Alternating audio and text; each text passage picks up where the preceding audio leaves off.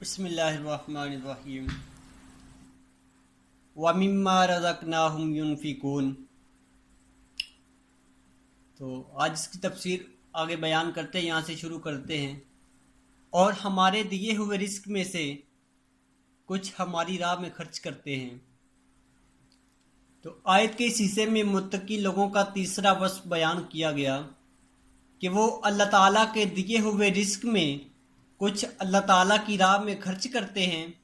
راہ خدا میں خرچ کرنے سے یا زکوٰۃ مراد ہے، یا جیسے کئی جگہوں پر نماز کے ساتھ زکوٰۃ ہی کا تذکرہ ہے، یا اس سے مراد تمام قسم کے صدقات ہیں۔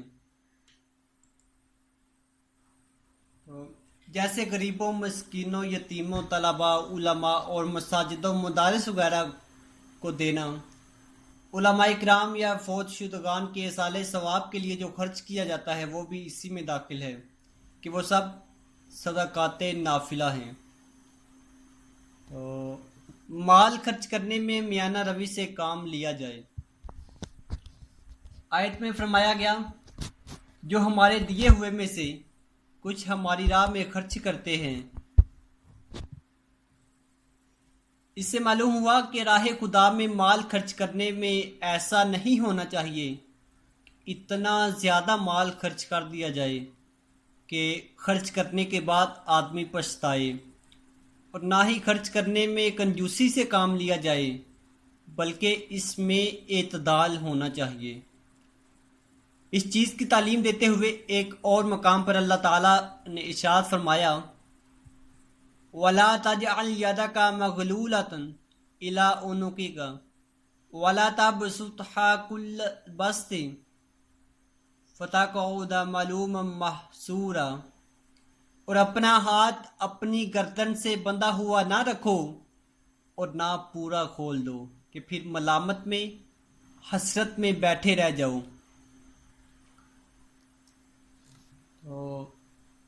وَالَّذِينَ يُؤْمِنُونَ بِمَا أُنزِلَ إِلَيْكَ وَمَا أُنزِلَ مِن قَبْلِكَ وَبِالْآخِرَةِ هُمْ يُوقِنُونَ، اور وہ ایمان لاتے ہیں اس پر جو تمہاری طرف نازل کیا اور جو تم سے پہلے نازل کیا گیا، اور وہ آخرت پر یقین رکھتے ہیں۔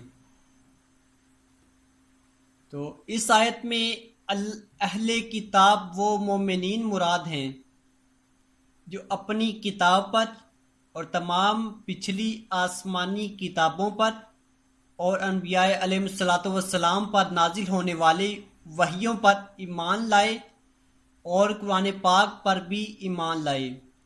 اس آیت میں ما انزل الیک سے تمام قرآن پاک اور پوری شریعت مراد ہے۔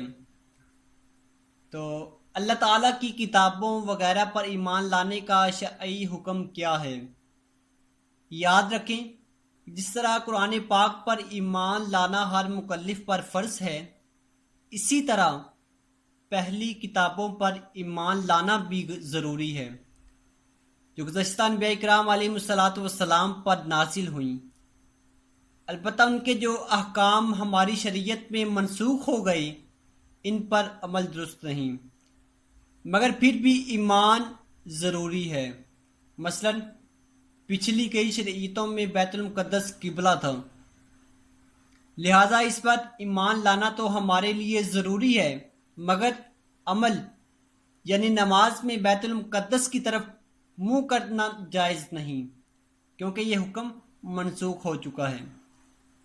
اور یہ بھی یاد رکھیں، قرآن کریم سے پہلے جو کچھ اللہ تعالیٰ نے اپنے انبیاء اکرام علیہ الصلاۃ والسلام پر نازل فرمایا ان سب پر اجمالاً ایمان لانا فرض عین ہے، یعنی یہ اعتقاد رکھا جائے کہ اللہ تعالیٰ نے گزشتہ انبیاء اکرام علیہ الصلاۃ والسلام پر کتابیں نازل فرمائیں اور ان میں جو کچھ بیان فرمایا سب حق ہے۔ قرآن پاک پر یوں ایمان رکھنا فرض ہے کہ ہمارے پاس جو موجود ہے اس کا ایک ایک لفظ اللہ تعالیٰ کی طرف سے ہے اور برحق ہے،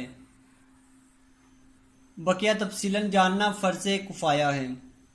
لہٰذا عوام پر اس کی تفصیلات کا علم حاصل کرنا فرض نہیں، جبکہ علماء موجود ہیں جنہوں نے یہ علم حاصل کر لیا ہو۔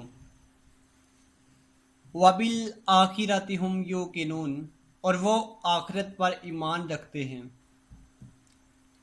یعنی متقی لوگ قیامت پر اور جو کچھ اس میں جزا و حساب وغیرہ ہے سب پر ایسا یقین رکھتے ہیں، اس میں انہیں ذرا بھی شک و شبہ نہیں۔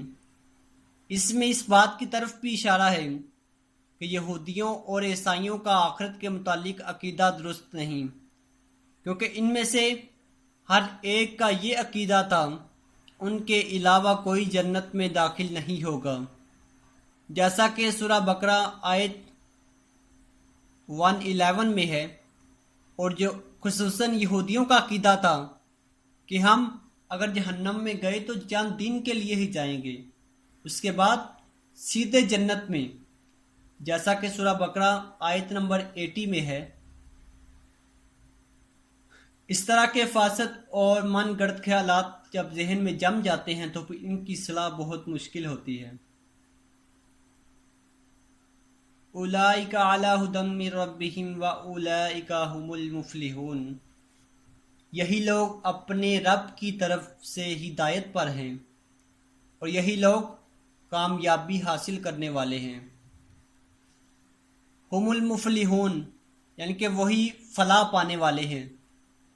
جن لوگوں میں بیان کی گئی صفات پائی جاتی ہیں وہ اپنے رب کی طرف سے عطا کی گئی ہدایت پر ہیں، اور یہی لوگ جہنم سے نجات پا کر جنت میں داخل ہو کر کامل کامیابی حاصل کرنے والے ہیں۔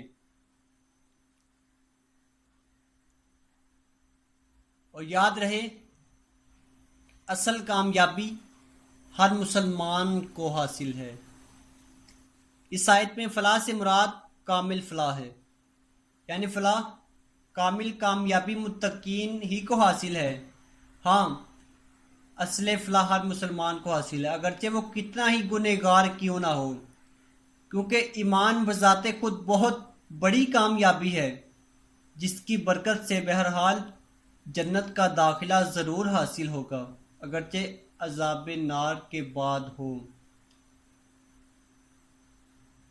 آگے آیت نمبر 6، ان الذین کفروا سواء علیہم انذرتہم ام لم تنذرہم لا یؤمنون،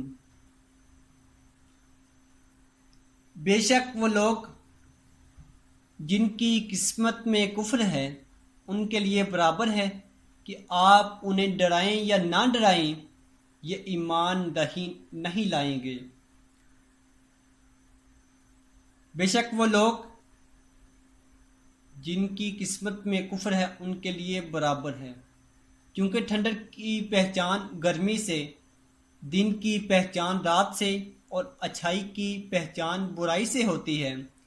اسی لیے اہل ایمان کے بعد کافروں اور منافقوں کے افعال اور ان کے انجام کا ذکر کیا گیا ہے تاکہ ان کی پہچان بھی واضح ہو جائے اور آدمی کے سامنے تمام راہیں نمایاں ہو جائیں۔